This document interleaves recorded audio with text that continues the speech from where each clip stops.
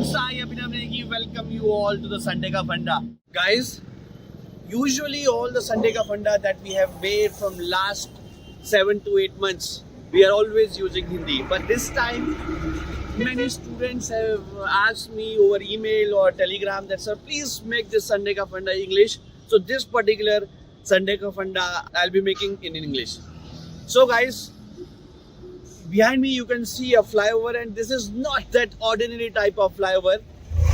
Here the slabs are not supported on the column.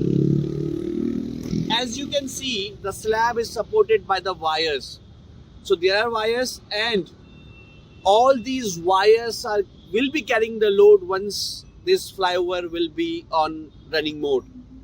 How the load will be taken by the wires, how ultimately the wires will be transferring the load to the soil, that in this whole Sunday Ka Funda I will be telling you. So stay tuned till the end. Guys, when the traffic will be moving in this slab of this flyover, the load of that traffic or the load of the vehicle or the dead load will be carried by these wires. As you can see, these inclined wires of yellow colors, and these wires will be coming in the tension.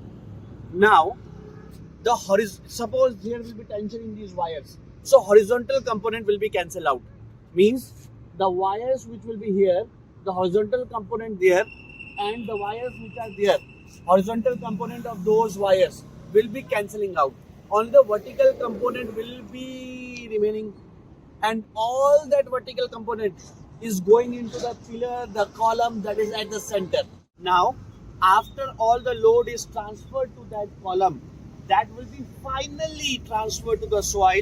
And let me tell you, the foundation of that column, because a lot of amount of load is coming, will be very much stronger than the usual column foundation of other flyovers. Now, one more question may come to your mind, that, sir, why we are making this kind of flyovers? We have normal flyovers also, we have seen that. Why these ropes or ये सब झाम-ताम क्यों है? Why all these things are there? Let me tell you guys.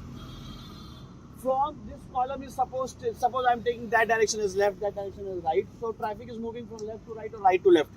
But here is also traffic going on once activity or this construction is complete. So perpendicular to the flyover, traffic will be going on.